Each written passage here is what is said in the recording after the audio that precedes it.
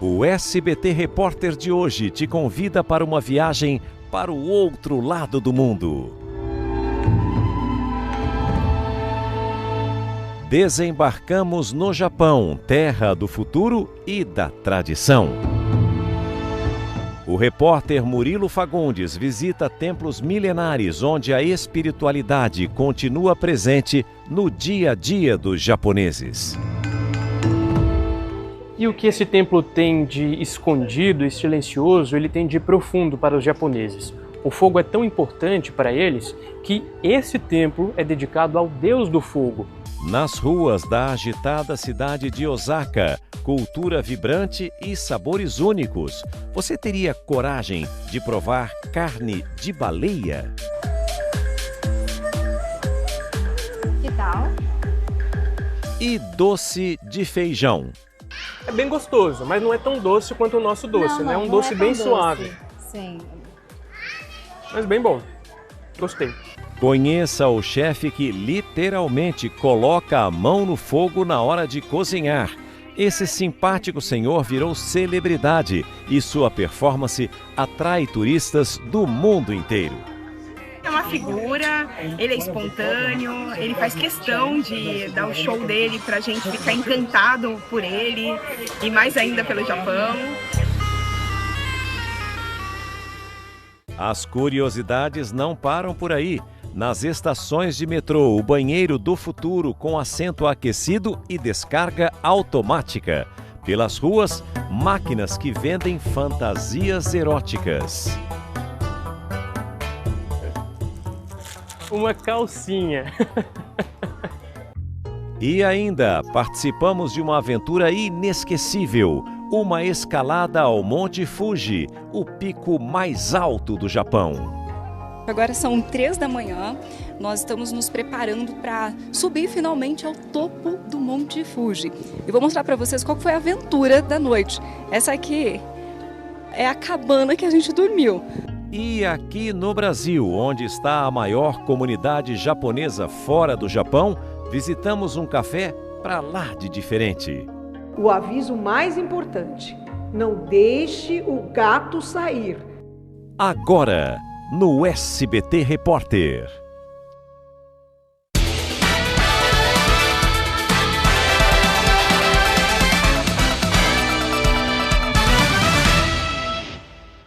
O Japão é um arquipélago localizado no Oceano Pacífico com uma população estimada em 124 milhões de habitantes. Terceira economia do mundo, o país é referência quando o assunto é modernidade. A bordo de um trem-bala que ultrapassa os 300 km por hora, o repórter Murilo Fagundes desembarcou em Osaka e mostra, a partir de agora, que o futuro já chegou à terra dos samurais.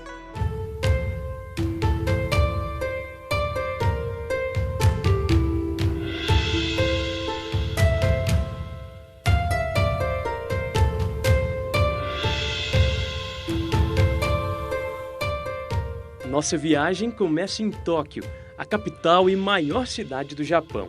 E aqui vivem cerca de 37 milhões de pessoas, o que torna a região metropolitana de Tóquio a mais populosa do planeta. É mais gente que a população do Rio de Janeiro e de São Paulo somadas, um caldeirão que une tradição e modernidade. Só que o nosso destino é outro. Nós vamos partir para a cidade de Osaka, que fica a cerca de 500 quilômetros de Tóquio. E o nosso transporte é o Shinkansen, o famoso trem-bala. Ele passa fácil dos 300 km por hora. Vários vídeos na internet mostram os turistas e os japoneses embasbacados com a velocidade desse trem ao passar pelas estações.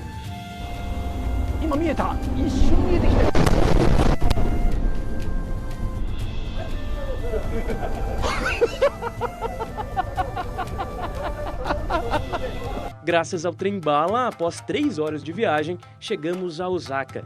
E se Tóquio é a capital, quando o assunto é comida, Osaka ocupa o topo do ranking. Não à toa é chamada de a cozinha do Japão, um lugar onde comer bem não é luxo, é rotina. E aqui também é local de muita história. O Castelo de Osaka é um dos mais famosos do país e foi palco de batalhas que definiram a história do Japão. Vamos conhecer as delícias que se escondem nessas ruas vibrantes, cheias de história e de sabores. Minha primeira impressão em Osaka? Um polvo gigante descendo do telhado, sushis piscando em neon, grandes filas dando a volta em torno de barraquinhas de rua. Muita informação. E quando você acha que já viu de tudo, tem sempre alguma coisa nova para te mostrar que você estava errado.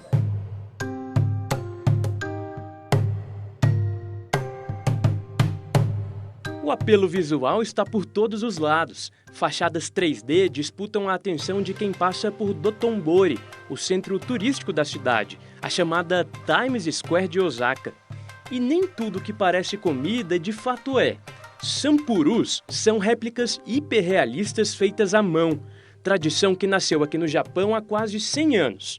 Esculpidas uma a uma, essas peças são feitas com cera, tinta e plástico, e são tão perfeitas que quase enganam.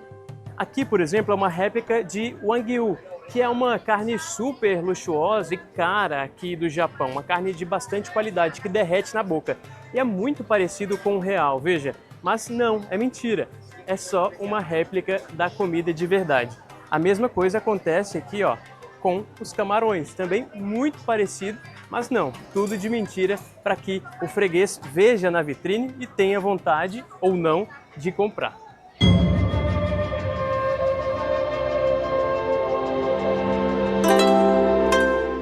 Não tem jeito, quem caminha por aqui vai abrindo o apetite. Não dá para escapar do cheiro do takoyaki, um bolinho feito à base de farinha e ovo. Recheado com polvo, gengibre e tempurá, ele está por toda parte. Cozido em uma chapa especial, ganhou destaque até em versão gigante.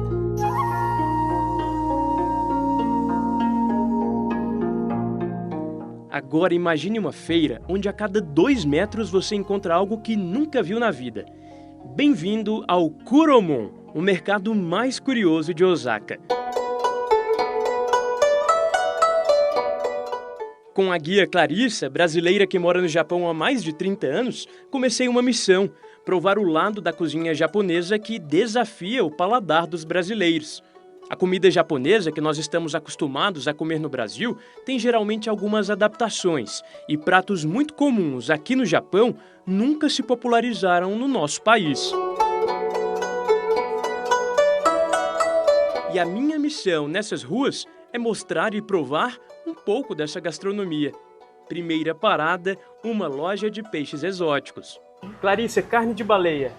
O que eu devo esperar? É uma carne exótica, né? Que os japoneses se dividem um pouco, né? A opinião, né? Quem protege as baleias e quem só comercializa. Então tem essa questão da proteção do meio ambiente envolvida, né? Tem uma parte que pensa na proteção do meio ambiente, defesa. Sim. Mas como é uma tradição deles, eles consomem e vendem normalmente. Não é crime, não é ilegal. Você pode chegar em um mercado como esse, que é um mercado de peixe, e comprar tranquilamente e provar. Vamos provar então? Sim, vamos lá. Hashi em mãos. Hashi. Isso daqui é gengibre ralado. Gengibre ralado para tirar o gostinho. Isso, é que talvez a primeira vez você provando, você vai sentir um pouco estranho. Ó, carne de baleia no molho shoyu, que é o molho de soja. Que tal? É bom, viu? Gostou da textura? Me surpreendeu, assim. Lembra bastante o atum mesmo que você falou. Sim. Textura boa, carne fresquinha. Aprovado. Aprovado. Aprovado. Ai, que bom.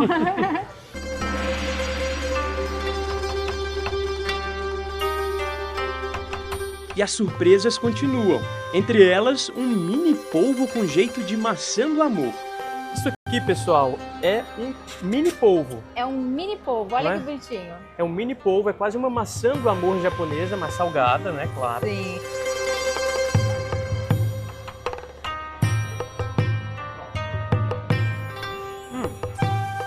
Ovo. Ovo de codorna. Ovo. Um ovo cozido, diferente dos outros, né, que a gente comentou. Ah, não, gente. Ele gostou. Eu acho que eu já posso me mudar pro Japão, viu? Já. Depois de sabores salgados, hora de explorar os doces japoneses, os mochis. Aqui o feijão vira sobremesa. Vim provar a sobremesa clássica e tradicional para os japoneses. No Brasil a gente come feijão junto com arroz. Você tem saudade do arrozinho com feijão aqui no Japão? Sim, muito. É. Mas você tem feijão doce. Conta pra gente. Não é a mesma coisa. Seria uma pasta de feijão, né? O feijão azuki, que é um feijão diferente do nosso, não é o mesmo feijão. E por fora dele, ele tem uma camada, essa camada mais transparente. Chicletudo, né? Quase um chiclete mesmo. É como se fosse quase que uma gelatina. Uma gelatina. Né? Que também a base dele é arroz. E dentro uma massa de feijão. E dentro a massa de feijão. Tá. Olha só. Olha como fica dentro. Que tal? É bem gostoso, mas não é tão doce quanto o nosso doce, né? É um doce bem suave. Sim. Mas bem bom. Gostei. O outro doce que eu provei foi o de matcha, que é um chá verde japonês muito famoso no país. E eu fiquei até com a boca verde. Também é bom, Sim. mas segue aquela pegada, é menos doce. Sim, É menos menos doce, doce. Sim, mas o doce japonês é isso. Você não vai encontrar um doce tão doce quanto o nosso, porque aqui eles dão muito valor de você experimentar o sabor do que você está comendo. E eles acreditam que o açúcar, ele tira um pouco do sabor das coisas. Ainda tô de boca verde? Um pouquinho. É isso, pessoal. Olha, o doce aqui é menos doce, não é tão doce quanto o nosso, mas é bem gostoso. Me surpreendeu também. Tô gostando, viu, Clarissa? Você tá me prometendo um cardápio aí que ia me assustar, mas até agora eu tô gostando de tudo. Eu acho que você tá meio japonês.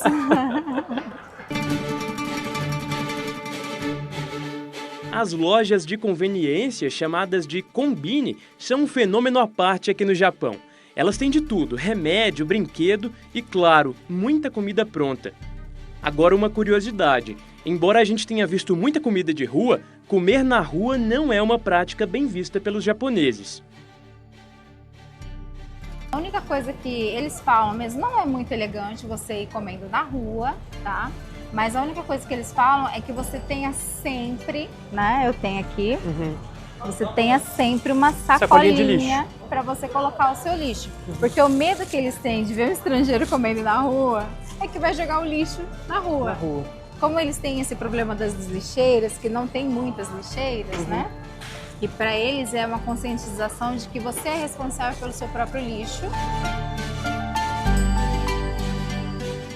Ali mesmo, sem incomodar os japoneses, provei o natto, soja fermentada com um cheiro forte, uma textura puxenta e um sabor polêmico. Impressionante porque é o que menos parece exótico, mas pelo que me disseram é o que tem o gosto mais forte de todos esses que a gente comeu até agora. Vamos lá.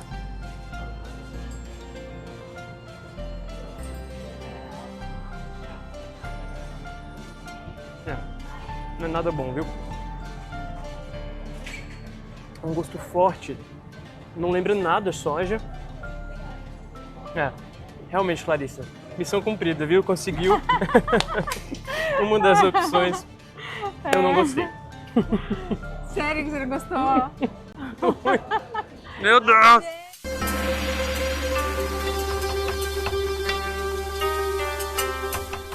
Mas depois de tantas comidas desafiadoras, veio a recompensa. O clássico okonomiyaki, panqueca japonesa feita com ovo, repolho, farinha e proteína. Um clássico do pós-guerra que surgiu num momento de escassez de ingredientes. Foi uma das primeiras comidas que eles começaram a vender nas ruas nessa época, né? Com os trigos que eles recebiam primeiro de doações dos americanos. Os americanos que bombardearam, então, Hiroshima e Nagasaki, inclusive 80 anos das explosões agora em 2025. O nome do okonomiyaki significa grelhado a gosto. Então você pode colocar nesses 3 ingredientes o que você tiver na sua casa. Vamos ver se tá bom então o tradicional okonomiyaki.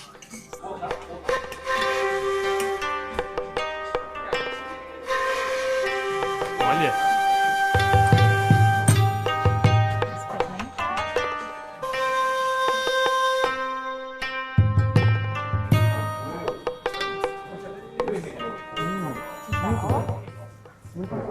Perdoada? Só Perdoada, Clarissa.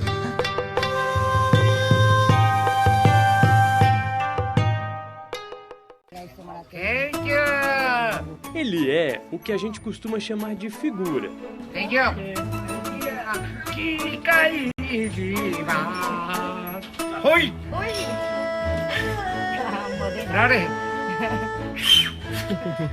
Dá show de simpatia com clientes. E com a mesma tranquilidade que dá um abraço ou posa para fotos, ele coloca a mão no fogo. Não é exagero. Esse maçarico fica numa mão e a outra vai passando sob as chamas enquanto ele cozinha. Se em Osaka a chapa está sempre quente, quando o assunto é comida, o chefe Toyo leva isso ao pé da letra.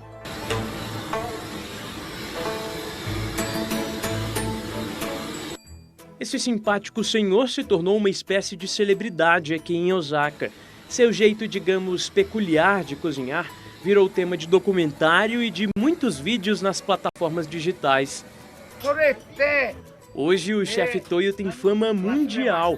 Gente de todo o planeta vem até aqui para ver de perto esse jeito tão diferente de cozinhar. A Carol veio até Osaka para conhecer a culinária local e fez questão de conhecer o chefe Toyo. É uma figura, ele é espontâneo, ele faz questão de dar o show dele pra gente ficar encantado por ele e mais ainda pelo Japão. Quem quiser pode até experimentar bem de pertinho a sensação. Você teria coragem?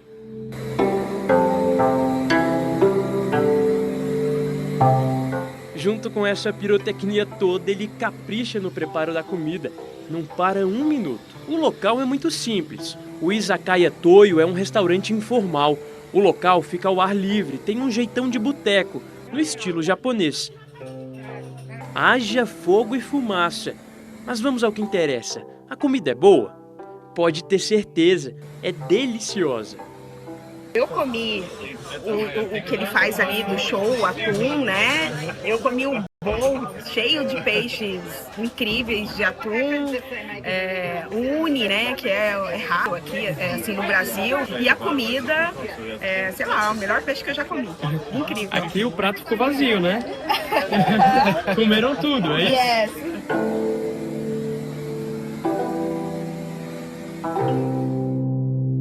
Toda essa agitação, diversão e comilança contrasta com a calma e serenidade do cemitério vizinho ao Izakaya. Simpático, o chefe celebridade vem conversar um pouquinho com o SBT Repórter. Contamos que somos de uma televisão brasileira. Toyo diz que tinha um primo que era agricultor em algum lugar do Brasil. Nós falamos também que agora ele é famoso no nosso país. Ele diz que fica agradecido e arrepiado em saber disso.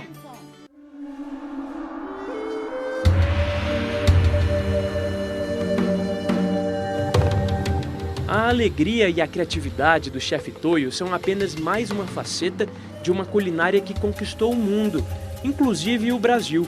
Séculos de isolamento fizeram o Japão desenvolver pratos únicos, apresentados de uma maneira peculiar. A relação com o oceano é especial. Os japoneses apreciam muito os frutos do mar e gostam de comê-los frescos. O arroz, assim como em outras nações asiáticas, é a base de muitos pratos. Tudo é preparado com muito esmero e atenção, e a etiqueta à mesa é levada a sério. E os sabores são irresistíveis. A alta cozinha japonesa é muito respeitada. O Japão é o segundo país no mundo com mais restaurantes com 3 estrelas no renomado Guia Michelin, que é uma referência mundial em gastronomia. Comer aqui é uma forma de arte, repleta de história e beleza. E o mais interessante é que essa tradição também abre espaço para abordagens criativas, como a do chefe Toyo. O Japão é especialista em unir tradição com inovação e criatividade, sem perder a essência, nem o sabor. A solidão é um problema no Japão. E uma das alternativas para isso gera um negócio milionário. Jovens aceitam pagamentos para fazer companhia para homens e mulheres. Os mais populares nesse serviço até estampam outdoors pelas cidades. Osaka é uma cidade com uma atmosfera divertida. Taikenta diz que ficou encantado pela simpatia e pela alegria dos moradores. Adora takoyaki, os bares e confirma, a fama de receptividade de Osaka é real.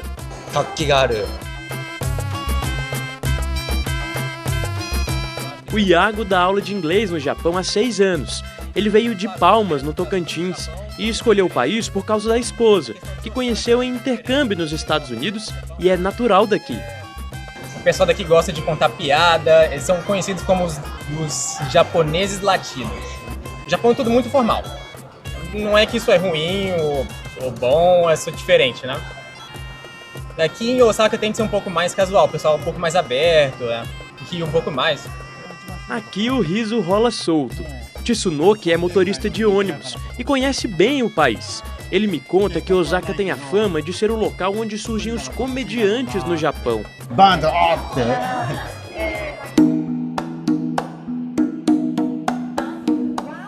Os barcos lotados cruzam o rio no centro da cidade com grupos festivos que gritam, interagem e dão tchau para quem está na ponte. Esse é o rio que corta um dos pontos de Osaka. E aqui eu posso dizer que é a Times Square da cidade japonesa.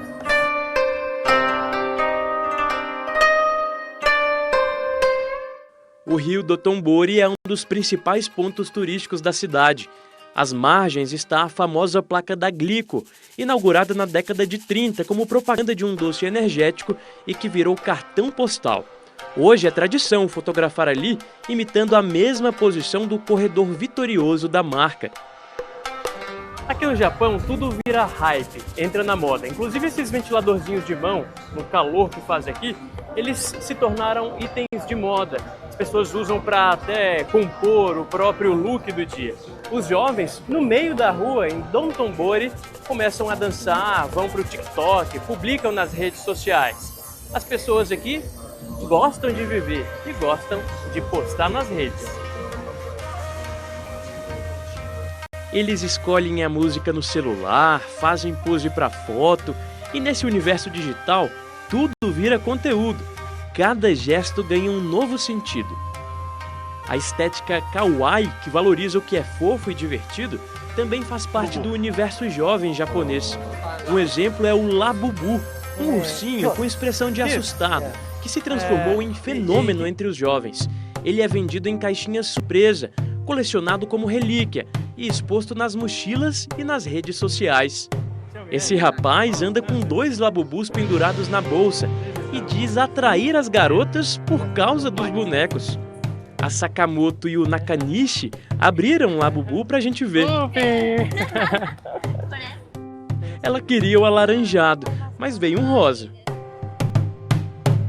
Eu pergunto o que os jovens japoneses gostam de ver, de escutar. Ela cita o Chiikawa, um outro bichinho protagonista de uma série de mangá japonesa. Na música, ele destaca o J-pop, que é o termo usado para descrever a música pop japonesa. E eles me mostram o que toca no celular. Sakamoto diz que o K-pop, que é a música sul-coreana, tem ganhado muito espaço, mas que ela valoriza as bandas nativas do Japão. A influência da Coreia do Sul na música é cada vez maior. O K-pop, estilo musical coreano, movimenta bilhões de dólares todos os anos, inspirando visuais, coreografias e gostos por toda a Ásia. Apesar do mundo intensamente conectado, o Japão valoriza o espaço individual e a privacidade, até nos momentos mais íntimos. Olha, essa é uma estação comum do metrô de Osaka e é impressionante. A primeira impressão que fica é que são várias as lojas. Então você tem uma cidade embaixo da terra aqui em Osaka. Mas a curiosidade que a gente vai trazer para vocês agora vem de dentro, sabe do quê? do banheiro. Aqui, o banheiro no Japão, ele é tecnológico, assim como vários outros pontos do país. E quando você está na sua cabine ali, o vaso sanitário traz uma tecnologia diferente. Música ambiente para garantir a privacidade, tampa aquecida, bidê integrado, descarga automática. Esse é o padrão de um banheiro público tecnológico aqui no Japão.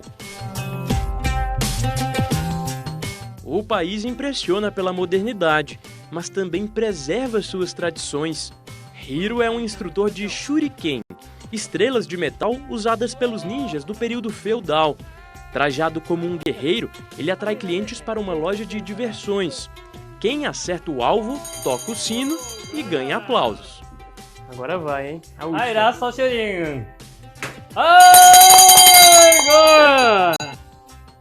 Na mesma quadra, um banheiro do futuro e uma memória do samurai do passado.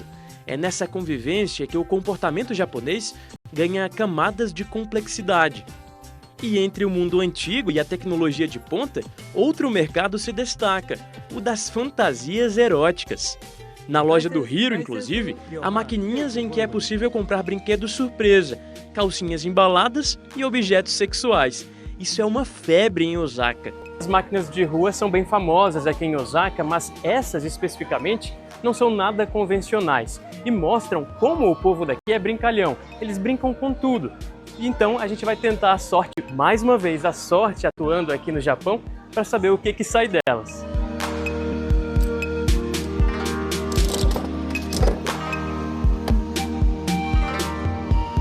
Surpresa, hein?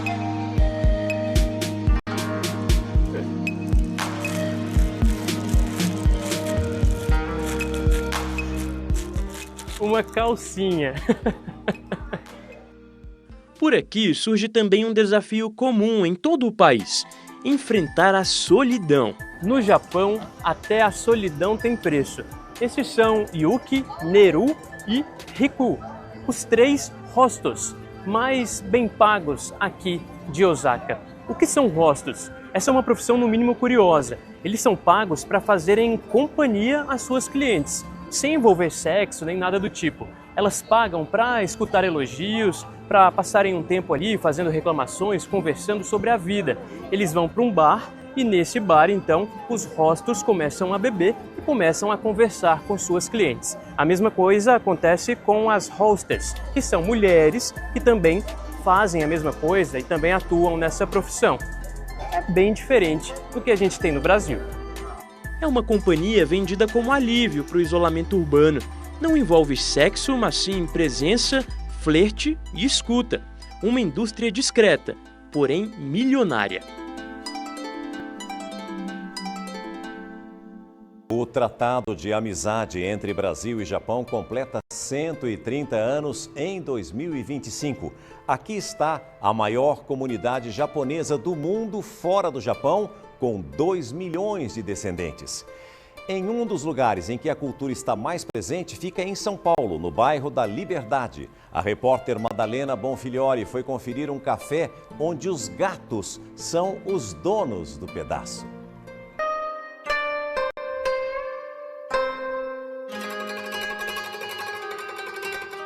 À primeira vista, se a gente não avisar, você ainda pode pensar que estamos lá nas ruas de Osaka ou de outra cidade japonesa. Foi aqui que parte da colônia japonesa se fixou no início do século XX, época em que milhares de japoneses atravessaram o mundo para tentar uma nova vida aqui no Brasil. Timidamente, se tentava reproduzir nessas ruas um pouco do que eles deixaram no Japão. O tempo foi passando e hoje a Liberdade é muito mais do que o bairro da colônia japonesa. É um dos principais destinos turísticos de São Paulo. Você gosta da cultura japonesa? Gosto bastante. Fiquei até 3 meses lá esse ano. O que você curtiu lá no Japão? A culinária, o sake, nihonshu, todos os tipos de bebida, a história, eu gosto muito da história do Japão, a arte, e o anime, né? Que foi por onde eu comecei a gostar do Japão. Você gosta da comida japonesa? Bastante.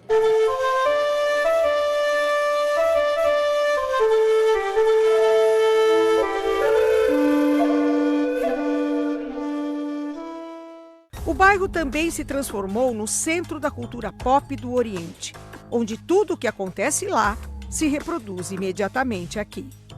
Aqui na Liberdade, algumas livrarias têm prateleiras repletas de mangás. O mangá é este daqui, uma revistinha que se lê de trás para frente, geralmente em preto e branco, e conta uma história em quadrinhos.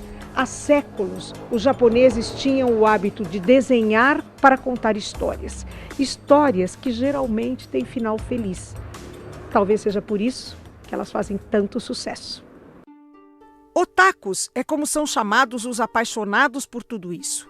Para eles, o bairro é um local único. Muitos não têm ascendência oriental. Aprenderam a amar um jeito de vida diferente, a comida típica e uma das suas maiores formas de expressão artística, os mangás. Eu me apaixonei pelo estilo do mangá porque é uma arte que tem uma estética muito bonita, assim. Eu acho que o mangá dá pra expressar muito, por exemplo, assim, garotas que são fofas e felizes, sabe? Que é como você quer ser. Uhum. Fofa e feliz. Isso. Os mangás fizeram escola na Liberdade. Professores que desde crianças descobriram esta arte japonesa, hoje ensinam cada traço cuidadoso que traduz os sentimentos. A gente se conecta com o que o artista do Japão está passando na emoção ali. Então a gente consegue se enxergar através das histórias dos personagens. Por isso que eles amam essa linguagem do mangá anime. E é tudo muito emotivo, né? É tudo muito grande, é tudo muito intenso, né? Sim, muito intenso, muita emoção, movimento, cores, né? Isso faz a gente se expressar também, é bem bonito. Alguns alunos sonham em um dia serem os criadores dessas histórias tão intensas quanto divertidas. Que espada é essa? Bom, ela é uma espada de um personagem do anime Demon Slayer, a espada do Tanjiro.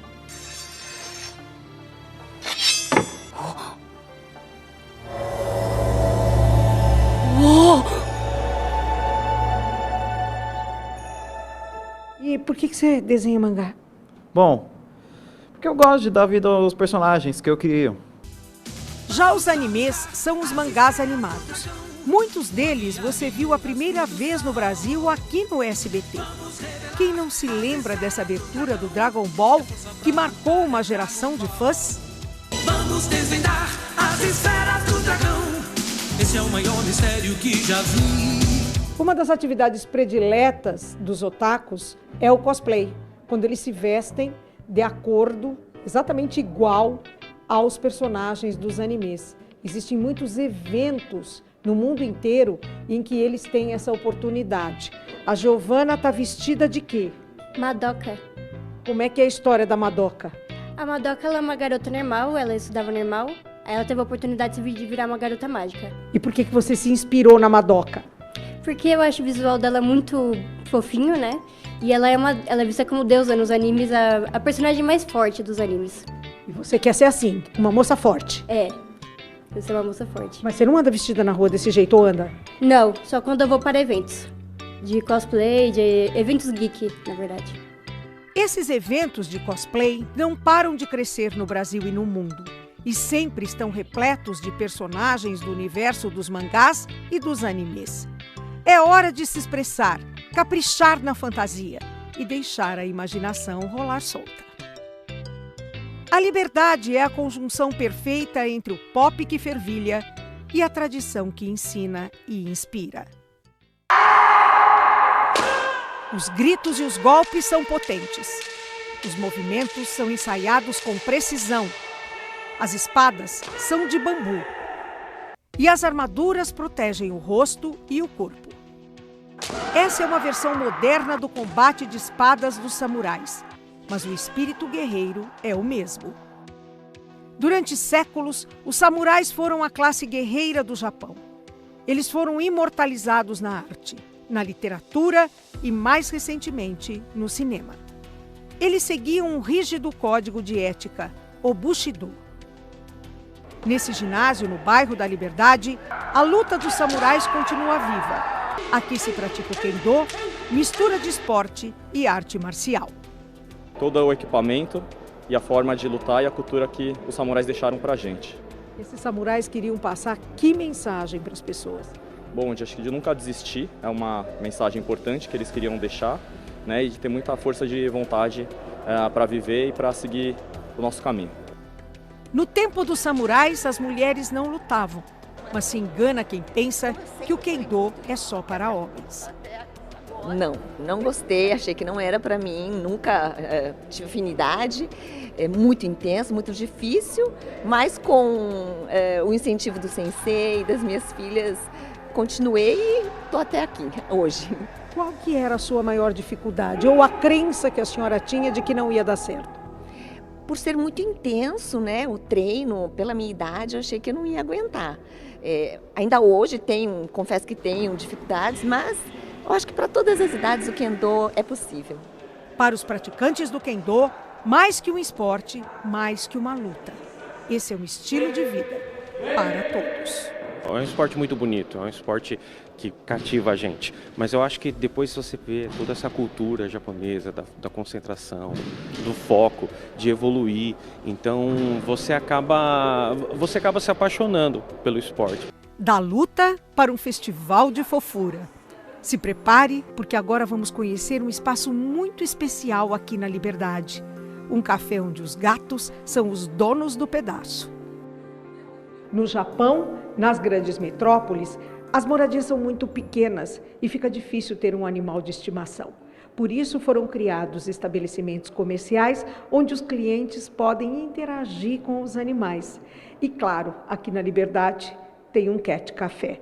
E na porta, o aviso mais importante: não deixe o gato sair. Primeira coisa, você tem que proteger os sapatos, ou então tirar os sapatos antes de entrar. E agora, essas são as grades que protegem os gatinhos. Lá vai destravar rápido antes que o gatinho fuja. Agora, a gente vai entender como é que esse lugar funciona. Tudo aqui é pensado para que eles fiquem à vontade. Os visitantes também podem relaxar, mas devem seguir regras. Você, claro, não pode puxar o gato e forçá-lo a ir com você. Não acordar os gatinhos que estiverem dormindo. Não pegar o gatinho no colo, deixa que ele vá até você por conta própria. Não tire fotos com flash, porque isso pode incomodar o gato. Não dê comida de humano para eles, eles têm petiscos próprios para a raça. E não faça barulho muito altos, porque os gatinhos se assustam. Então, já que eu não posso pegar no colo, eu vou ver se eu dou sorte do gatinho vir comigo. Eu dei sorte e fiz uma nova amiga. Fernanda é dona do café e trouxe essa ideia ao Brasil.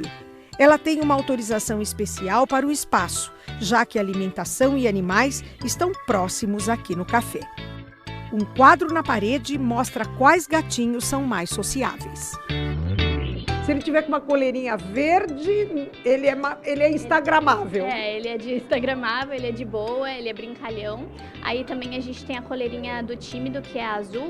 São gatinhos que eles gostam de receber carinho, mas eles não são tão imperativos quanto... Tem que ir devagar com eles. Isso, tem que ir devagar com eles. E aí a gente tem o vermelho de desconfiado. Eles às vezes dão uma briga um pouquinho, né? Os gatos têm essa fama de ser bem territorialista, mas eles também são dóceis. A gente não tem nenhum gato que seja não dócil. E depois de um café, um docinho e muitas brincadeiras, você ainda pode levar uma nova companhia para casa.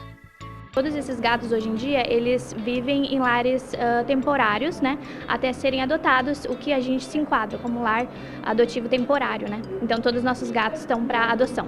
Bem que eu queria, viu? O ano passado eles conseguiram a adoção de 18 gatos. E esse ano que ainda não terminou, eles já estão passando desse número.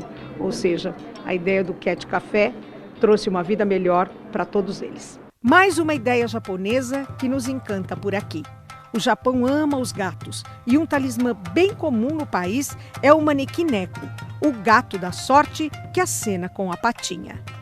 Se a mão esquerda estiver para cima, atrai clientes e amigos. Se a pata direita estiver erguida, ele atrai prosperidade, dinheiro e sorte. A Liberdade também cultua diversos ícones. Ela já tem mais de 50 anos e não tem boca para que todos se expressem no lugar dela. Estamos falando da Hello Kitty.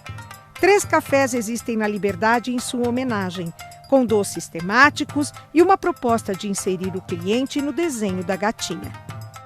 A Liberdade soube avançar no tempo, se antecipar às tendências, sem deixar de lado a tradição daqueles 781 imigrantes que chegaram ao Porto de Santos num navio chamado Kassato Maru em 1908.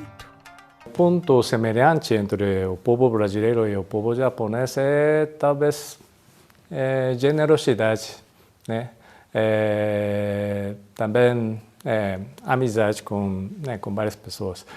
Sinto muito como recepção calorosa dos brasileiros. No Japão também, os japoneses normalmente recebem bem, por exemplo, os visitantes turistas estrangeiros. E então essa parte, a parte calorosa é comum entre os brasileiros e os japoneses. A seguir, conheça os rituais da principal religião do Japão. O SBT Repórter volta já. O SBT Repórter está de volta. Agora vamos conhecer um aspecto profundo da cultura japonesa. Você vai ver alguns rituais do Shintoísmo, a religião tradicional do país, um conjunto de crenças com mais de 2000 anos que moldou a identidade do povo japonês. Visitamos um santuário onde acredita-se que a figura de um leão afasta o mal-olhado e dá proteção aos negócios. E entramos no Templo do Fogo, local onde os japoneses purificam as energias negativas.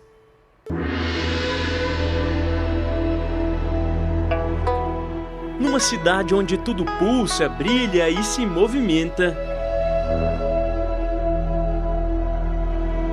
é no silêncio dos templos que muitos japoneses encontram o equilíbrio. A religião no Japão é feita de costumes, superstições e pequenos rituais. Billy Ken, essa figura carismática e sorridente, é um dos grandes ícones aqui de Osaka e do Japão. Você deve estar pensando que é um deus de alguma das religiões aqui da Ásia, mas não, é uma figura criada por uma artista norte-americana que fez sucesso aqui no Japão em 1908. E desde então, ele significa a felicidade, o jeito feliz e alegre de ser. E está por toda parte, em meio aos restaurantes e aos bares. Da agitação do centro de Osaka para a calmaria de um santuário shintoísta. Estamos no Namba Yasaka. O leão de boca aberta é o grande símbolo do santuário. Segundo a crença local, ele afasta o mal-olhado e traz boa sorte para os negócios. Não é à toa que muitos japoneses vêm aqui antes de entrevistas de emprego ou de provas importantes. E o que os japoneses acreditam? Acreditam que, num determinado período, um dragão com energias negativas ficava aqui rodando, sobrevoando essa área. E esse leão, então, ele receberia essa energia negativa e cuspia a sorte, cuspia a energia positiva. Agora, então, as pessoas trazem uma moeda, depositam essa moeda representando as energias negativas e, com isso, o leão cuspiria a sorte para essa pessoa que vem aqui, prestar essa ajuda ao templo. E é isso que a gente vai fazer agora. A guia Midori, brasileira que mora em Osaka desde pequena, é uma das frequentadoras do templo. Ela começa nos mostrando como os fiéis se portam em frente aos Haiden, os altares do templo. Primeiro joga-se uma moeda, tradicionalmente de 5 ienes, na caixa de oferendas. Isso dá menos de 20 centavos em real. Em seguida, fazem-se 2 reverências, batem-se 2 palmas e então é o momento de fazer uma oração silenciosa. Por fim, realiza-se uma última reverência para encerrar o gesto de respeito. Midori apresenta alguns elementos do templo, como o Daruma, amuleto tradicional que representa o monge fundador do Zen budismo, símbolo de perseverança e de esforço contínuo. Quando você pega um Daruma, você escreve um olho e faz um pedido. e depois, quando seu pedido é atendido, você escreve o outro olhinho nele. Então, com isso, você tem o seu pedido atendido e a visão devolvida para o Darumá. Então, você depositou a moedinha, tirou um Darumá e dentro dele tem uma mensagem que pode ser ou de sorte ou de azar, né? E é esse que é o ponto. Sim. Vamos ver o que você tirou. Vamos ver. Esse tá na sorte 17. E ele é próspero, essa sorte. Olha só. Assim como a maioria dos japoneses, Midori diz que acreditar na sorte faz parte do seu dia a dia. Isso faz parte da essência japonesa. Os japoneses acreditam muito na força do universo, assim como na força da natureza. Isso é o que representa o shintoísmo, é a mitologia japonesa dentro da natureza. Mas algumas pessoas não tiram a sorte e precisam enfrentar o azar. Aqui no templo há uma lista dos anos ruins, determinados pelo calendário tradicional. Então, por exemplo, quem tem 25 anos hoje, ou 42, ou 61, está no ano de azar. Ou 19, 33... Para a mulher, 19, 33, 37, 61. Então é isso, aqui no templo, os anos do azar. E para reverter essa situação, o que tem que fazer? Vem para o templo e pede uma oração específica para a tua idade e para o momento que você está vivendo. Então eles se antecipam ao azar e vão lá e pedem para o templo orar e abençoar o ano deles. Nestes anos é comum pedir proteção aos deuses nas emas, essas tábuas de madeira.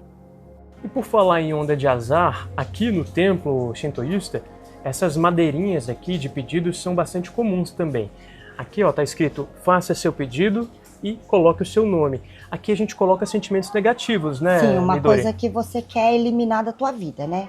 Uma coisa que você quer cortar, porque depois isso vai ser queimado e vai ser transmutado através do fogo. Então você pede alguma coisa que você quer eliminar da tua vida. O fogo, então, tem essa função importante, né? Sim. Dentro da religião, dentro Sim. da relação com a cura. Sim. Há outros templos aqui também em Osaka, no Japão, que também seguem essa mesma linha. Exatamente. A maior parte dos templos, eles pegam todos os pedidos que são colocados ali e é transmutado através do fogo. Isso dentro do shintoísmo, assim como dentro do budismo. Se o fogo no shintoísmo tem o poder de purificar, nossa próxima parada será o templo de Fudomyo, o deus do fogo.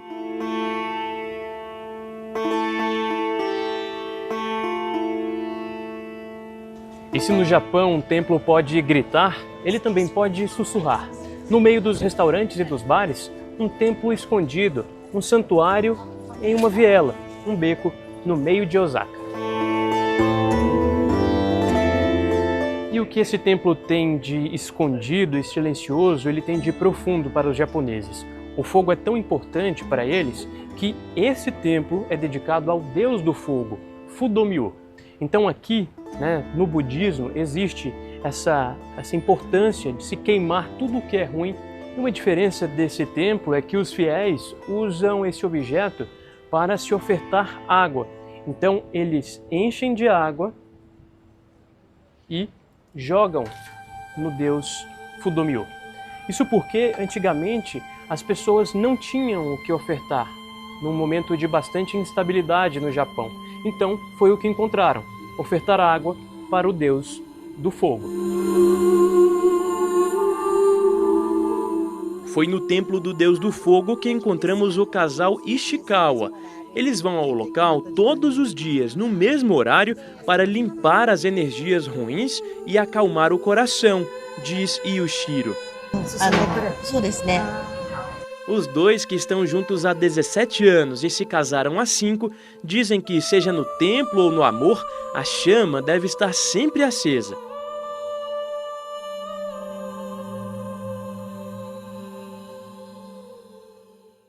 A seguir, uma aventura inesquecível. Nossa equipe participa de uma escalada ao Monte Fuji, o pico mais alto do Japão.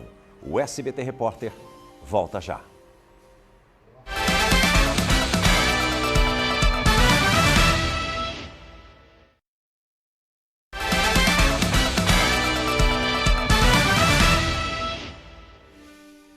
Uma aventura a 3.776 metros de altura. O SBT Repórter acompanhou um grupo de alpinistas na escalada ao topo da montanha mais alta do Japão. O Monte Fuji é um símbolo de cultura e espiritualidade que atrai turistas de todo o mundo. Fuji-san.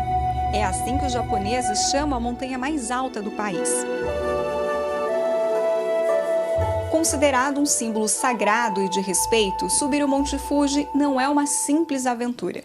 São 3.776 metros, calor extremo na subida, grau negativo no topo, um vulcão ativo e trilhas que podem levar mais de 10 horas de caminhada. Um desafio que cerca de 250 mil pessoas decidem encarar todo o verão. Mas por quê? Isso é o que vamos descobrir nessa jornada. Pegamos um ônibus que nos levou até a 5ª estação, onde começamos a escalada no meio da tarde. O plano é chegar à 9ª estação para passar a noite, antes de avançar rumo ao topo. O grupo é guiado por Marcel Cato, um brasileiro que mora no Japão e já subiu o Fuji mais de 30 vezes. Amante da natureza, ele transformou sua paixão por fotografia e montanhismo em profissão, guiando turistas por esse local sagrado. O Fuji entrou na minha vida desde a minha infância, enquanto meus pais moravam aqui, em 91, 92. Eu recebia muito cartão postal dele.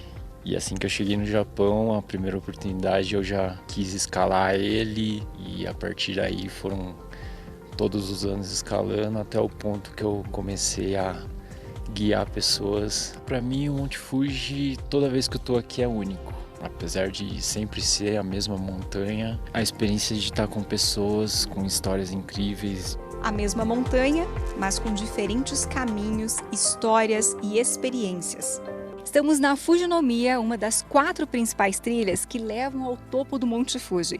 Essa trilha fica ao lado da província de Shizuoka e ela é muito conhecida porque é uma das trilhas mais curtas, mas também desafiadora, porque é a trilha mais íngreme.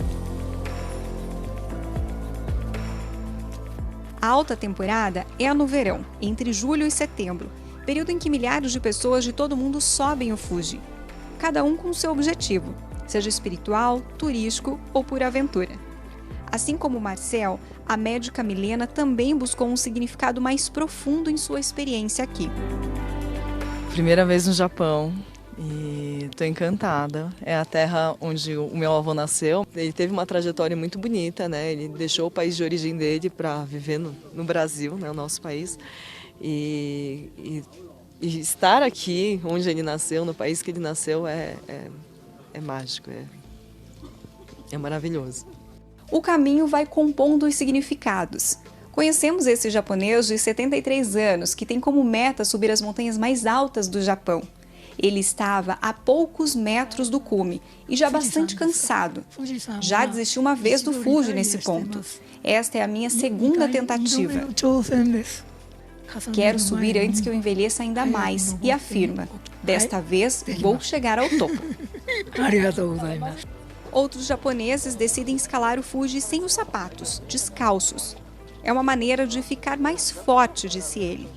Essa tradição vem de uma prática antiga dos monges que acreditam que escalar descalço os conecta mais profundamente com o sagrado e com as energias da montanha. Tradições que impulsionam aqueles que querem mergulhar nessa cultura.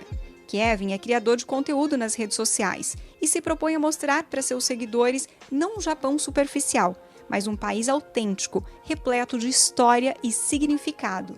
É o símbolo do Japão, o principal símbolo do Japão.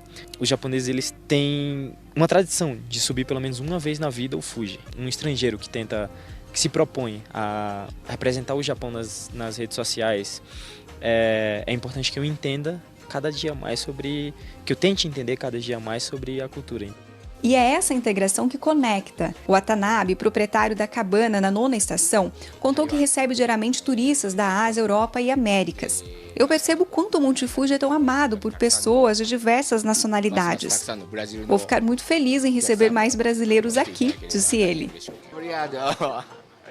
Foi nessa cabana que nos alimentamos e conhecemos novas pessoas. E aproveitamos o momento para descansar antes da última etapa da escalada. Foi aqui que a gente passou a noite, gente. Agora são 3 da manhã.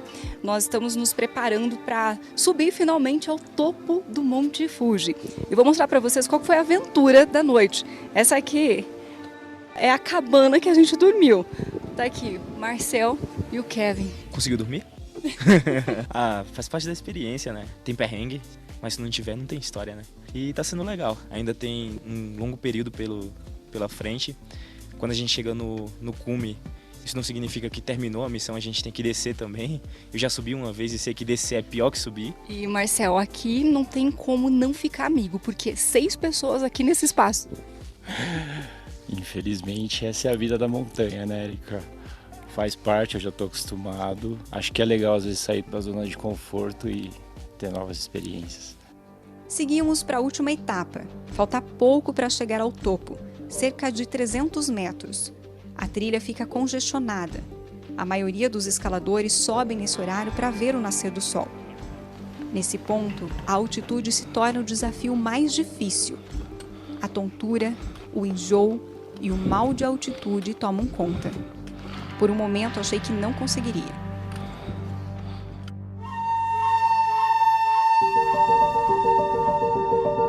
Finalmente chegamos ao topo do Monte Fuji.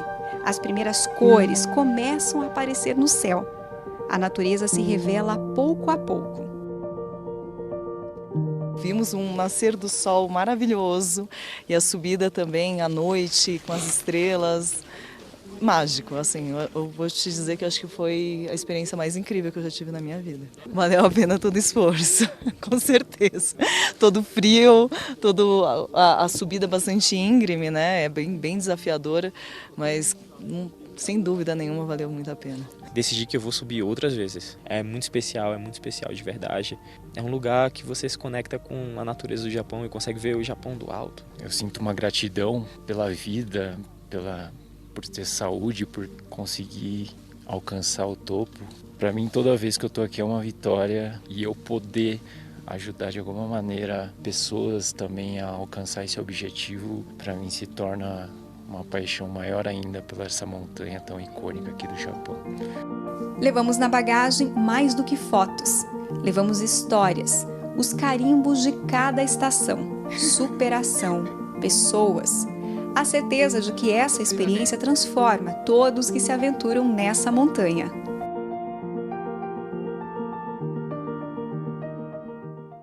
Este foi o SBT Repórter de hoje. Muitíssimo obrigado pela companhia.